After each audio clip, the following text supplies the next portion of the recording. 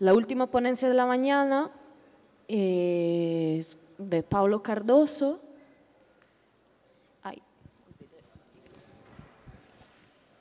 Pablo Cardoso es docente de la Universidad de las Artes, de la unidad transversal. El título es La Universidad de las Artes en la Ciudad Archipiélago, implantación, funciones y perspectivas. Gracias. Sí, son 5 páginas. Sí. Bueno, muy buenas tardes y muchas gracias por estar aquí presentes a esta hora que es tan complicada. Voy a tratar de no extenderme mucho. Esto es el inicio de una investigación que estoy realizando y que busca analizar un poco la historia de implantación de la Universidad de las Artes, así como las dinámicas que ha podido generar en su territorio y también en otros sistemas que vamos a tratar hoy en día. La ponencia se llama, como bien lo dijo Sara, Universidad de las Artes en la Ciudad Archipiélago, implantación, funciones y perspectivas. Guayaquil es el principal puerto comercial del Ecuador.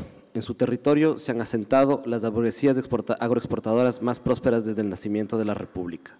Cacaoteros, bananeros, camaroneros, además de algunos de los más importantes sectores comerciales importadores de la República. Guayaquil fue también la cuna de florecimiento del sector financiero nacional y se ha caracterizado históricamente por su misma condición de ser puerto marítimo, por ser una ciudad muy conectada con las rutas y circuitos comerciales y financieros del mundo. En nuestra exploración de la geografía económica de la ciudad, Guayaquil aparece como un archipiélago de espacios conectados o dislocados, que funcionan como islas en sentido físico y metafórico a la vez. Ciudad de contrastes, la imagen del archipiélago resulta útil para representar las exclusiones sociales, políticas y económicas que persisten en la ciudad. Pero también significa la posibilidad de identificar e instituir relaciones, conexiones y sistemas de correspondencias entre estos espacios disímiles. Esta comunicación parte de la premisa que debe existir una manera de repensar la relacionalidad de la ciudad. Esta idea derivada de la constatación de las limitaciones que tiene la tecnología para instituir conexiones territoriales armónicas y duraderas, para instituir relaciones sociales per se en términos de Glissant. En este contexto, nuestro análisis se focaliza en analizar el rol que puede jugar la implantación de un proyecto educativo original y alternativo como el de la Universidad de las Artes en este territorio. 1. Implantación. Universidad y transformación productiva. La creación de la Universidad de las Artes en la ciudad de Guayaquil nació como uno de los elementos constitutivos de un proyecto político y económico gubernamental, apelado Estrategia Nacional para el Cambio de Matriz Productiva. A la iniciativa de distintos poderes del Estado y de sus dispositivos institucionales, la Ley Orgánica de Educación Superior del 2010 dictaminó la creación de 4 nuevas universidades emblemáticas, las que de una u otra manera representaban semilleros que permitirían implementar nuevas alternativas de desarrollo. Sin duda, la principal apuesta nacional se encontraba en el desarrollo tecnocientífico impulsado por una universidad tecnológica experimental en una suerte de tecnópolis denominada Yachay, Ciudad del Conocimiento, que en el discurso oficial habría la posibilidad de pensar en una nueva economía basada en la búsqueda de una transición productiva hacia la especialización en sectores intensivos de conocimiento. La propuesta gubernamental incluía sin duda interesantes posturas basadas en el desarrollo de bienes comunes del conocimiento y en el cuestionamiento de los principios hegemónicos de la propiedad intelectual, en especial a lo que se refiere a salir a las lógicas del patentamiento industrial en sectores esenciales para el respeto de derechos humanos y sociales. Esto fue lo que se llamó economía social del conocimiento. La estrategia contemporánea sucede, y es una coincidencia, en un nuevo momento de boom petrolero, e intenta corregir un elemento crucial que falló en la anterior estrategia de transformación productiva de los años 70, la bien conocida industrialización por sustitución de importaciones, por sus siglas ISI. Y este es el de la preocupación por las variables de formación de capacidades o talento humano, como se lo ha apelado oficialmente, y la toma en cuenta de la variable ciencia y tecnología como elemento necesario para el desarrollo de nuevos sectores productivos. Estos son los elementos fundadores en la búsqueda de un nuevo modelo y que se inscriben en la devoción a un modelo lineal de formación, investigación e innovación, generalmente planteado desde la matriz teórica del modelo de la triple hélice de Edward Kowitz, teoría económica mainstream que, si bien Para el más reciente intento en el caso ecuatoriano incluía tintes heterodoxos, su característica principal no se aleja de la lógica económica productivista que ha sido señalada acertadamente en este coloquio por Bernard Stiegler como principal causante de entropía y por ende como principal amenaza a los equilibrios planetarios en la era del antropoceno. En este contexto y con estos antecedentes es que la conceptualización y la implementación de la Universidad de las Artes constituye tal vez una suerte de antípoda al proyecto emblemático de Ciudad del Conocimiento. Antípoda que no se establece necesariamente en la funcionalidad que pretendieron dar los conceptualizadores del proyecto, ni en la oposición cliché que existe entre ciencias exactas y artes, sino que, como lo vamos a intentar demostrar en la presente ponencia, se establece más bien en el proceso real de implantación y praxis del proyecto universitario. Segundo, funciones, territorio, academia y sociedad.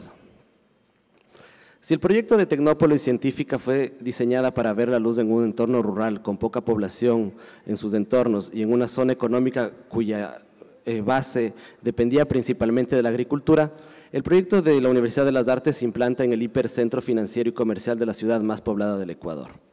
A partir de la recuperación de edificaciones patrimoniales emblemáticas de la ciudad, en lo que se puede ser interpretado como una reapropiación simbólica del entorno urbano, que es a la vez histórico, pero también esencial en la dinámica económica contemporánea del país. Efectivamente, una característica fundamental del proyecto universitario ha sido la ocupación de edificios patrimoniales de la ciudad, los cuales fueron anteriormente sede del poder financiero, político y mediático guayaquileño. Esta reapropiación simbólica del patrimonio sugiere en primer lugar una reivindicación sobre la importancia del arte y la cultura, no solamente desde su función vital y estética, sino también instrumentada desde la economía como uno de los vectores de la deseada transformación productiva. En el imaginario tecnocrático, el discurso de las industrias culturales y creativas como sectores de futuro aparece como un aparente elemento innovador, y como un elemento de futuro para las economías deprimidas latinoamericanas, y ha sido instrumentalizado por organismos multilaterales y por gobiernos neoliberales en la vacua expresión de economía naranja.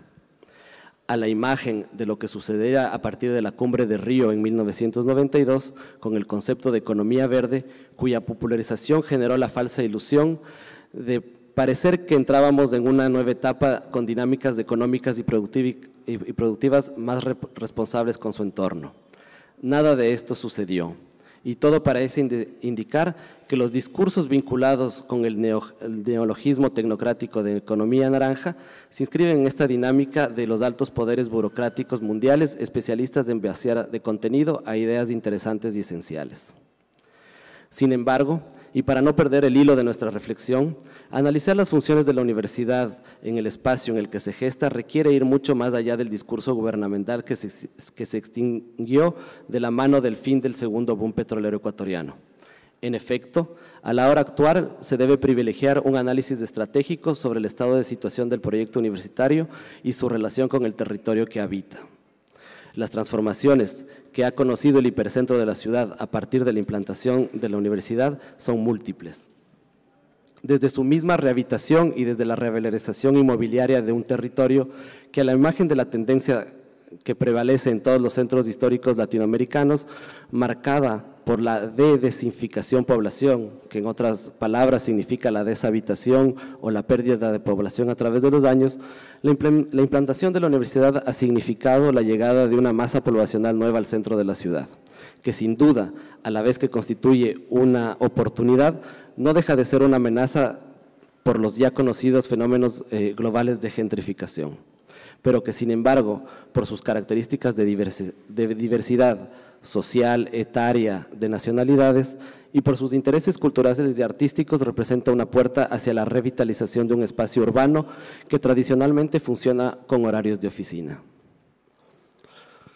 El aporte de la universidad a la ciudad y en especial a su entorno geográfico se multiplica ofreciendo una abundante y diversa programación cultural.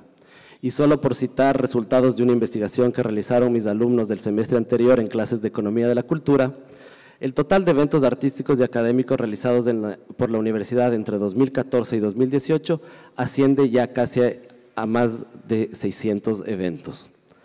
Esta nutrida actividad cultural sin duda abona al cambio de imagen de un centro que tradicionalmente estaba asociado a la actividad financiero-mercantil en el día y a la marginalidad por la noche. Ciertamente, una evaluación y reflexión es pertinente a la hora actual sobre la relación entre la producción universitaria y su permeabilidad a las poblaciones locales, lo cual no pone en duda que la actividad propuesta por la universidad ha refrescado el territorio que habita a partir de la generación de nuevas dinámicas académicas y artísticas. Las proyecciones de transformación del hipercentro de la ciudad en las cuales podría participar la Universidad de las Artes se han amplificado recientemente a partir de la apertura de diálogos con sus pares universitarios. La suscripción de una alianza estratégica con la Escuela Politécnica del Litoral constituye un desafío de diálogo entre ciencias exactas y disciplinas artísticas para el establecimiento de un corredor científico-cultural, que nuevamente plantea la idea del establecimiento de nuevas economías basadas en el conocimiento y la creatividad, y que persigue la idea tradicional del establecimiento de un circuito o clúster.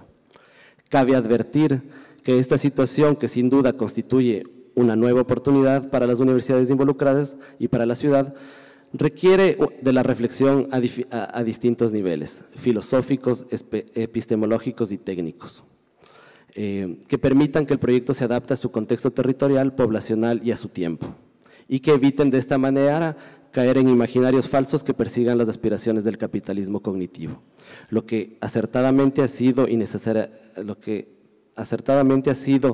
adecuado en la dirección que se pretende trabajar. Quizás por ello es importante analizar el alcance de la acción universitaria en el territorio y sobrepasar la noción de cercanías. A través de los proyectos de vínculo con la comunidad, la acción de la universidad en zonas alejadas del centro de la ciudad y a través del impacto generado por los proyectos de vínculo con la comunidad, que la universidad intenta accionar en el territorio archipiélago como definimos a Guayaquil. La Universidad de las Artes, con una participación estimada de casi 20.000 personas entre 2016 y 2018, a partir de la ejecución de 112 proyectos en 8 provincias del país, ha sido compuesta de planes, programas y proyectos y actividades relacionadas con educación continua, gestión de redes, relaciones locales, entendidas como aquellas que respetan las particularidades territoriales de un lugar sin aislarlas de las tendencias mundiales, y que promuevan la democratización y la construcción colaborativa de conocimientos, la innovación sociocultural y el fortalecimiento de las capacidades colectivas para incrementar el bienestar de las poblaciones involucradas en el marco de aprendizajes recíprocos y diálogos de saberes respetuosos. Universidad y academia. El proyecto universitario de la Universidad de las Artes ha aportado algunos elementos renovadores para el sistema de educación superior. Por un lado, ha generado el inicio de una comprensión sobre la necesidad de replantear los estándares uniformizadores de la evaluación y de la producción académica y científica.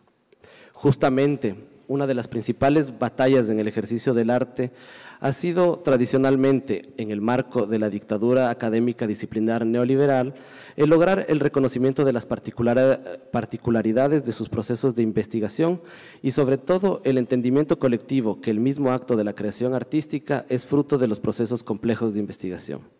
La Universidad de las Artes aparece como un actor decisivo a la hora de posicionar y defender las posturas relacionadas a la investigación en artes. Y los resultados no han sido nulos.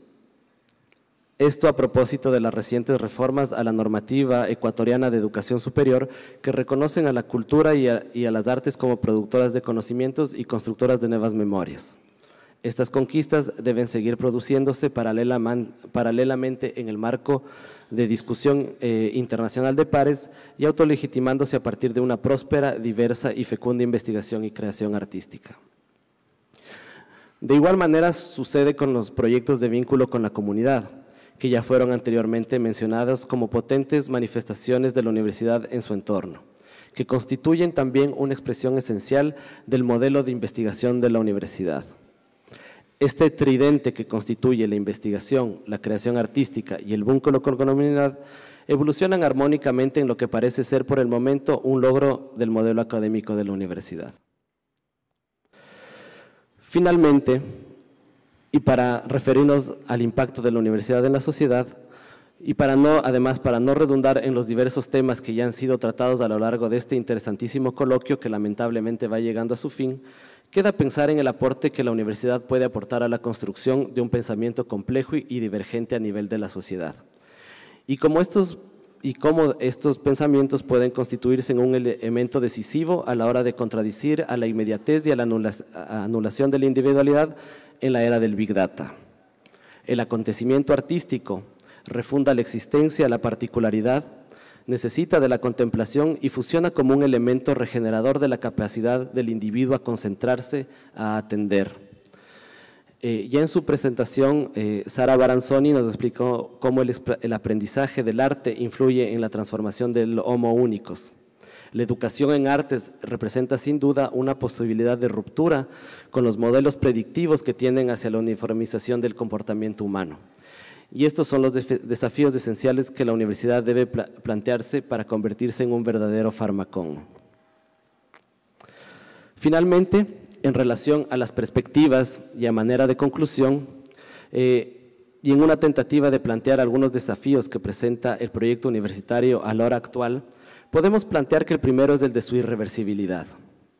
En un contexto hostil y adverso para la región latinoamericana, tanto desde una perspectiva económica en medio de un ciclo depresivo generado por la crisis de los commodities en los mercados internacionales, y desde una perspectiva política por el retorno de la derecha neoliberal e inclusive fascista en el caso de Brasil con Bolsonaro, y en medio del retorno de las instituciones del consenso de Washington, sin mencionar el enigma que representa la figura de Donald Trump como jefe supremo del Big Brother latinoamericano y sin profundizar en el significado de los avances imperialistas chinos focalizados claramente en la apropiación de recursos naturales de las periferias globales, es menester preguntarse cómo sostener un proyecto de educación pública de artes dentro de un sistema de educación nacional en el cual los más recientes acontecimientos en el plano de la política de educación superior nacional no nos permiten ser optimistas.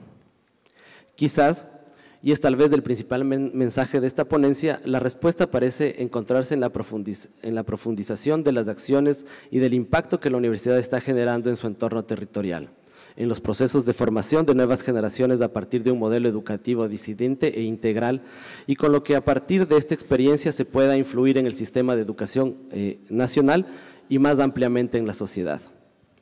Sin duda, la cohesión de un cuerpo universitario crítico y heterogéneo, pero articulado bajo la defensa del proyecto de universidad, muy bien ilustrado en el postulado de universidad pública de calidad para todos, es un elemento fundamental para proyectar el sostenimiento y la expansión de la universidad del siglo XXI en la ciudad archipiélago y en general en el archipiélago global.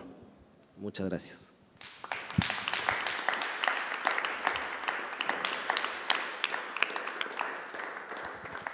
Muchas gracias, Pablo. Es entusiasmante escuchar todo así junto lo que hace la universidad y de verdad, gracias. No, se entendió muy bien, creo. Y felicitaciones por esta investigación que recién empieza. Ay, falta una silla. Venga con su silla. Bueno. Hay unos 10 minutos por si alguien tiene preguntas. Patricio, Juliana, Franklin. Buenas. Sí, muchas gracias a los tres expositores. La verdad que fueron muy estimulantes las ponencias escuchadas. Yo tengo una pregunta para Belice. Creo que me siento bastante en sintonía con su presentación, ya que muchos de los problemas que tú trataste son los que tenía yo de fondo al momento de presentar la mía. Entonces, quiero preguntarte a propósito de dos cosas que las mencionaste, pero no las pudiste continuar, que fueron esa coordinación que debiese existir entre las categorías de identidad y heterogeneidad, porque si no queremos caer ni en el romanticismo de hacer un carácter sagrado de la multitud o del carácter salvífico que pueden tener este neoproletariado, podríamos decir también, ¿De qué manera poder pensarla justamente en algo que mencionaste, que es su carácter normativo? Me recordó mucho la idea también de Georges Canguilhem, que es la vida la que pone normas. Pero sabemos también que esas normas pueden ser también autodestructivas, pueden ser cancerígenas socialmente. Entonces, te quiero preguntar específicamente por cuál es tu opinión sobre esa heterogeneidad que hay que pensar en la barriada.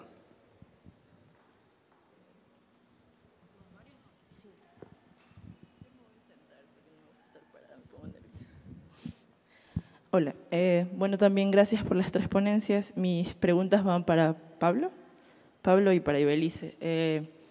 Yo quisiera que Ibelice profundice un poco más en esta dislocación identitaria que hay en los jóvenes que mencionaste, en las barriadas, en las favelas y en las villas argentinas, y bueno, obviamente en los suburbios ecuatorianos, en donde se ven sujetos a distintas formas identitarias que pueden llegar a surgir una pérdida un poco de una alienación identitaria como tal, ya que según el espacio que van habitando tienen que ir transformando sus lógicas, su discurso no solamente visual, sino también su discurso de habla, cómo se relacionan con el otro, también para sobrevivir y para buscar trabajo. Me gustaría que se profundice un poco más en esta dislocación identitaria. Y para Pablo, me parece interesante todo lo que dijiste sobre la universidad y creo que en muchas cosas estoy de acuerdo, pero sí me parece que es necesario profundizar o tal vez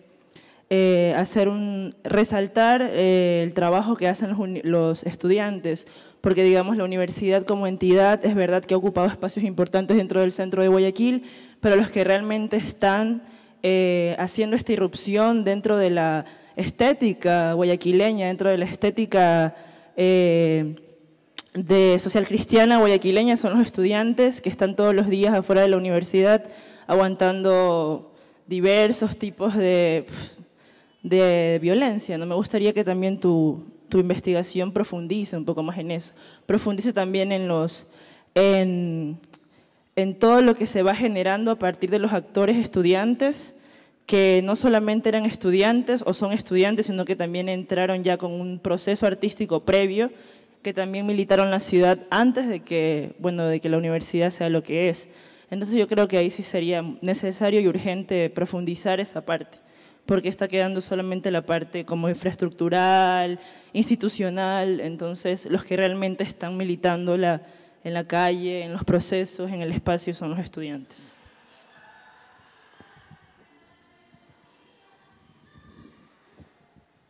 Hola, sí, bueno, mi nombre es Jorge, tengo unas preguntas para Ibelice y para el último expositor, bueno, que podrían contestarla ambos.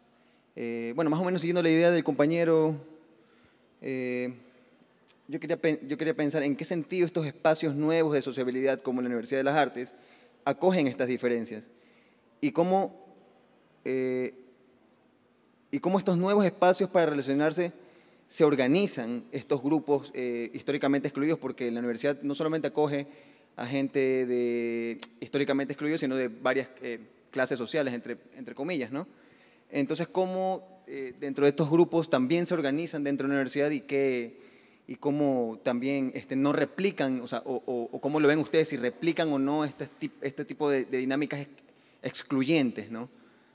Porque como se están formando nuevos grupos en la universidad, entonces probablemente, no lo sé, tal vez me puede corregir Ibelice, podrían formarse también, mejor dicho, replicar estos comportamientos excluyentes, ¿no? ¿Y cómo sostener un sistema de arte? A ver, bueno, no, hasta ahí nomás, eso es todo. Gracias. Una pregunta rápida para Pablo Cardoso. Felicitaciones a los 3 por sus exposiciones muy interesantes. Se refiere al vínculo con la comunidad y a este requisito que hay que cumplir en la Ley Orgánica de Educación en el Ecuador, que es que las universidades tienen que tener proyectos de vínculo con la comunidad. Mi pregunta sería si es que… ¿Cómo pensar? Bueno, la pregunta es para todos en general, ¿no? ¿Cómo lograr proyectos de vínculo con la comunidad que logren mostrar, digamos, la conflictividad que hay en la comunidad y que no, muchas veces por una necesidad política, traten más bien de ocultar esta conflictividad que existe, ¿no? O sea, en ese sentido, muchas veces se trata en estos proyectos de vínculo a la comunidad como algo homogéneo, colectivo, y no como algo conflictivo y heterogéneo. Muchas gracias a todos los ponentes por su participación, me parecieron muy profundas. La pregunta es para Ibelice. Que Rita Segato menciona en algunas entrevistas señalando a los diferentes grupos feministas de cómo han abandonado en su pensamiento profundo, en sus diferentes pensamientos profundos, la masculinidad, ¿no? El hombre, las nuevas masculinidades que están surgiendo por cuestionamiento precisamente al estereotipo de hombre macho, todo lo que me habías mencionado, virilidad, valor, etc. Entonces mi pregunta específica es, como tu investigación va sobre los jóvenes en distintas partes, ¿cómo podrían ellos tratar de ser un poco más libres a través de prácticas en la que no solamente tengan que elegir entre esto que mencionaste como conejos, giles, o obedecer el mandato del estereotipo de macho? Muchas gracias.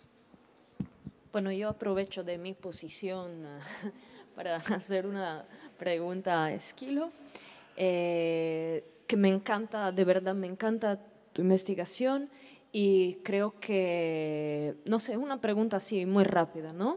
¿Podría ser ese tipo de estética, digamos, muy original, ¿no?, de Guayaquil, una respuesta justamente estética a todo el discurso decolonial, a todo el discurso del dominio, ¿no? Porque cuando empezaste tu ponencia era muy claro lo que querías decir, ¿no? Acá se leían clásicos latinos y griegos y se pensaban esas referencias, donde acá no hay nada que pueda, en la historia, en la cultura, y nada, no hay nada que se refiera a esos orígenes, ¿no?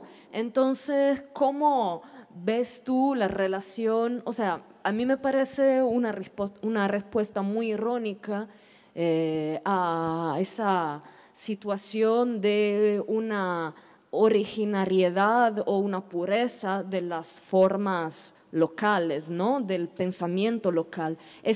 Me parece una respuesta estética que va más allá de la distinción. Ese es de ese lugar y ese viene de otro lugar. Hay como, no sé, yo el primer día hablé de supersincretismo y me pareció que de alguna forma ahí hay algo en común. Bueno. ¿Empiezo yo? Vale, para organizar las preguntas. Bueno, creo que varios compañeros hablaron de esta idea del barrio homogéneo, ¿no?, del barrio y esa suerte de mirada romántica que solemos tener cuando hacemos vinculación y también cuando hacemos militancia, ¿no? Y creo que mi historia también es esa, ¿no?, de movimiento estudiantil, luchas de la izquierda y militancia, con la mirada de lo popular como una especie de mundo idílico y homogéneo, ¿no? Y creo que a partir de estos procesos como que fui descubriendo las complejidades, ¿no? Yo creo que cuestionar la categoría de el pueblo. Y en el campo de la comunicación, que es donde yo trabajé con radios alternativos, televisoras comunitarias, y este canal que fue bastante, rompió bastante como lo que predominaba en Venezuela, en la comunicación popular. De alguna manera cuestionamos ese concepto de el pueblo y tratamos de mostrar subjetividades distintas, no apelando ni a una idea romántica, etcétera. Pero yo siento que sucedió y no nos dimos cuenta que empezamos a idealizar un tipo de sujeto, un tipo de joven varón, que en Venezuela se llama malandro, no sé cómo se puede traducir, si se puede entender, que es un joven que tiene una performatividad violenta, una manera de usar el cuerpo, quizá invasiva, y que está en el borde de lo legal y lo ilegal, es decir, puede cometer actos no legales o no. Cuando nuestro discurso en la televisora empezó a reivindicar la voz de estos sujetos que eran estigmatizados y que no aparecían en los medios de comunicación venezolana, como no aparecen en los medios de comunicación tampoco de Ecuador. De alguna manera esa reivindicación, con el paso del tiempo, la televisora fue funcionando, fue teniendo un cierto éxito y terminamos reificando esa figura. Es decir, terminamos exaltando una cierta figura, cosificando la figura de el malandro como una nueva norma. ¿Y qué es lo que sucede, según estas investigaciones que he revisado, en estos barrios populares, complejos, heterogéneos, no evidentemente realidades locales distintas, pero sí hay una suerte de construcción de subjetividades que establece nuevas normativas, donde se valora la rudeza, la virilidad, un cierto tipo de masculinidad y la ruptura de la norma. Entonces, aquellos que no encajan en estos patrones son denostados o son obligados a recluirse o son objeto de distintas violencias. Pongo un ejemplo muy pequeñito de la televisora. Cuando yo me di cuenta de eso, porque formamos la junta directiva, éramos 5 sociólogos, activistas, etcétera, y en algún momento, en un programa, cuando estábamos preparando un programa infantil que había en la televisora, yo vi al presentador del programa infantil, un niño de, no sé, 9 o 8 años, practicando frente al espejo cómo tener una performatividad de malandro. Entonces, de alguna manera, yo me di cuenta de que allí había algo que estaba reificando esta figura, que se estaba imponiendo un deber ser, un nuevo deber ser, que para nosotros al principio era muy potente, porque estaba diciéndole a la sociedad, estos chicos existen, esta habla de la calle existe, estos chicos aparecen en televisión, los vendedores ambulantes, todo el lenguaje, las promociones, la gráfica de la televisora recogía eso. Pero luego terminamos reificando esa figura y entonces aplastando otras subjetividades, otras masculinidades que no y que forman parte también del barrio popular. Entonces, bueno, ahí hubo divisiones, las que empezamos a hacer críticas nos sacaron, etcétera, etcétera. Eso ya es un cuento anecdótico. Pero, bueno, en todo caso a mí, en mi trayectoria, digamos, de investigación, creo que me fue importante empezar a darme cuenta de eso y que yo en mi propia práctica como investigadora a veces vivía esas violencias o esos pequeños gestos de desconocimiento por el hecho de ser mujer en la interacción con estos chicos también. Otra cosa, lo que decía Juliana, me parece interesante. Yo no diría, o sea, pongo un ejemplo. Me parece interesante en el caso, por ejemplo, del parlache, que son estas jergas de la calle, cómo los chicos tienen la habilidad para manejar 2 registros lingüísticos, ¿sí? La jerga formal y la jerga de la calle, y la habilidad para saber usarlo en distintos contextos, dependiendo de lo que quieren y dónde se están moviendo. ¿Sí? Ellos saben que si vas a pedir trabajo no vas a hablar en parlache. Evidentemente, hay una especie de ¿cómo se llama?, competencia lingüística que te permite reconocer el contexto y saber que estas jergas las tienes que hablar en el barrio porque si no las hablas vas a ser denostado, vas a ser mal visto, etcétera, ¿no? Entonces ahí yo uso un concepto de un autor que se llama Martin Lienhardt, que es latinoamericanista, que habla de la diglosia cultural y me parece interesante porque es que manejas 2 registros, pero 2 registros que tienen desigual legitimidad. No es el concepto de hibridación romántico donde todo se mezcla y es armónico, no es eso, ¿sí? Sino es saber que hay una lengua que es la que tiene poder y otra que es subalterna, pero te mueves en los 2 registros. Y creo que esa es una competencia, una sabiduría que tampoco es reconocida por la sociedad formal.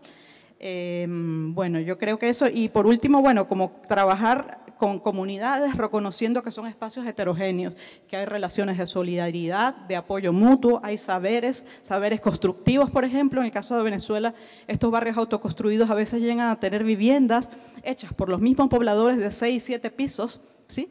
Claro, son los mismos obreros que construyen la ciudad durante su jornada laboral y en la noche o el fin de semana, a veces con prácticas como la minga, en Venezuela se llama callapa, hacen algo como hacer la platabanda, hacer los pilares con apoyo de los vecinos, ¿sí? Entonces, bueno, esas prácticas existen, pero también hay prácticas de violencia y de exclusión, a veces del que es un poco más pobre, del que está de un lado, una calle más allá de mi casa, donde ya no hay asfalto. Eso también existe. Entonces, creo que hay que tener un poco de miradas más complejas y no homogéneas ni bucólicas, ¿no?, del barrio popular. Bueno, en relación a las preguntas que me hicieron y para comenzar por el tema de los estudiantes, evidentemente quizás, disculpas si en mi redacción o en mi expresión no aludo directamente a estudiantes, más bien lo que yo hablé y yo lo que dije es que el cuerpo, la cohesión del cuerpo universitario, entendido el cuerpo universitario como la conjunción de estudiantes, docentes y administrativos, ¿no? Y creo que esa es la clave, ¿no? Así como los estudiantes, y claro que lo conocemos, son quienes tienen que sufrir, por ejemplo, actitudes violentas venidas de las autoridades municipales por la utilización del espacio público. Los docentes también estamos sometidos a violencia por parte de autoridades de control en un proceso de neoliberalización del sistema de educación superior actual, y los administrativos también sometidos a una gran cantidad de inercias institucionales que hace penible su trabajo, ¿no? En este sentido es que mi llamado es más bien a la identificación de movilizadores comunes entre estos tres cuerpos que internamente quizás puedan parecer separados o contrapuestos incluso, pero sin embargo que como entidad universitaria o como cuerpo universitario, si no tenemos una cohesión, va a ser difícil sostenernos en la manera que lo estamos haciendo, que considero que es bastante positiva, en un contexto que se viene, por lo menos decirlo, sombrío, ¿no? Entonces, un poco es de este llamado. Esto es una investigación en etapa inicial, así que con mucho agradecimiento tomo esas sugerencias. En lo que tiene que ver con el vínculo de la comunidad, yo no soy ciertamente un experto en ello, pero lo que me ha dado mucho interés y lo que me ha llamado la atención es cómo el vínculo de la comunidad actualmente se liga o se relaciona mucho con los procesos de investigación en la universidad. Y eso me parece algo muy positivo, porque la investigación lo que va a permitir es de alguna manera hacer una observación en primer lugar y luego analizarlo bajo diferentes matrices y por qué no hacer ciertas evaluaciones que permitan ser críticos al mismo modelo que se está implementando, ¿no? Evidentemente yo creo que el vínculo con la comunidad, lo peor que puede ser es una postura paternalista de intervención en territorio, sino que al contrario, y como lo he manifestado, creo que tiene una valía en la medida en la que se constituye un espacio de idas y vueltas, de aprendizajes mutuos y de compartir espacios, ¿no? Es por eso que yo creo en la necesidad de este vínculo entre investigación y vínculo con la comunidad, que como tú lo has mencionado, Jorge, es un elemento que es mandatorio por la Ley Orgánica de Educación Superior. A ver si entendí. Hablo en primera persona. Hay algo que no ha cambiado, y hablo solamente de las escuelas de arquitectura y urbanismo. Algo que no ha cambiado es que en estas escuelas locales, y hablo solo de las de Guayaquil, no voy a generalizar, básicamente el entrenamiento está orientado a que puedas replicar originales inalcanzables. Y eso se mantiene, no hay otro modo todavía, ¿no? Y por eso, desde mis más tempranos años en la universidad, yo me sentí muy atraído por estos puntos originales. Esto no está en los libros, no está así, no está acá, no viene de Europa, y tienen todavía una originalidad que dice, bueno, esta gente está… No lo decían en esos términos así, sino que me daba cuenta que tenía fundamentalmente eso, el factor sorpresa, una capacidad de no parecerse a nada, y eso, sin haberlo reflexionado, a mí me parecía bastante. Ahora yo lo veo, digo, bueno, están hablando en primera persona, están hablando en sus propios términos, hablan desde fragmentos, desde como de las migas de las obras, pero lo dicen en primera persona, y los otros siguen repitiendo o tratando de… Hay un pasillo en Ecuador que es Romance de mi destino, que dice, por más que estiro las manos, nunca te alcanzo, lucero. O sea, se mantiene eso.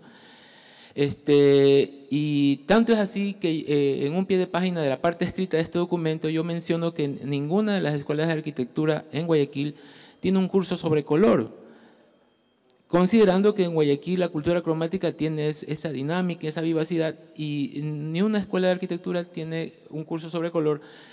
Hay una escuela de arquitectura en San Borondón en la cual yo daba un curso de color, pero me botaron como el perro, entonces ya se acabó el color. Y para el trabajo académico de las escuelas de arquitectura y urbanismo, estos casos que presento de la ciudad no existen académicamente. No existen. O sea, y muchos de los estudiantes vienen de esas zonas de la ciudad. Y no pueden hablar sobre, o terminan hablando mal otra cosa. Y sí se sigue dando ese tema, ¿no?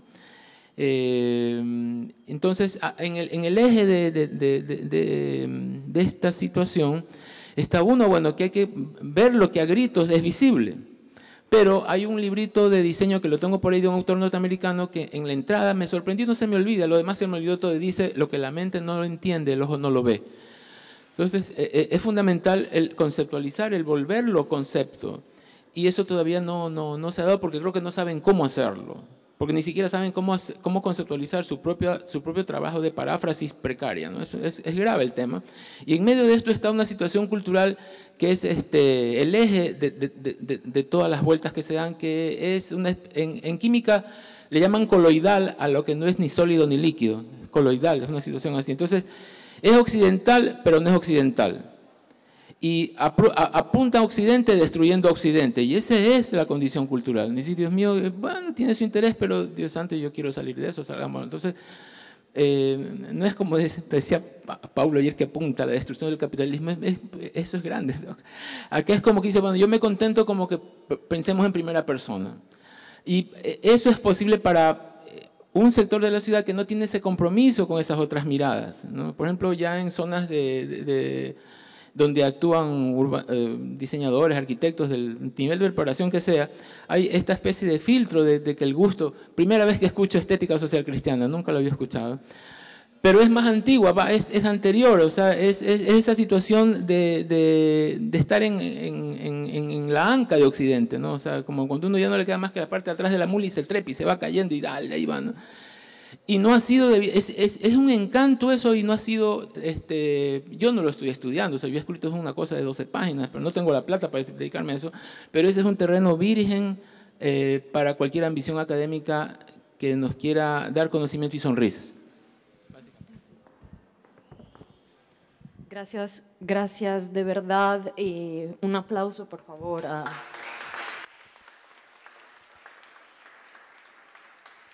también por la paciencia de esperar una hora antes de...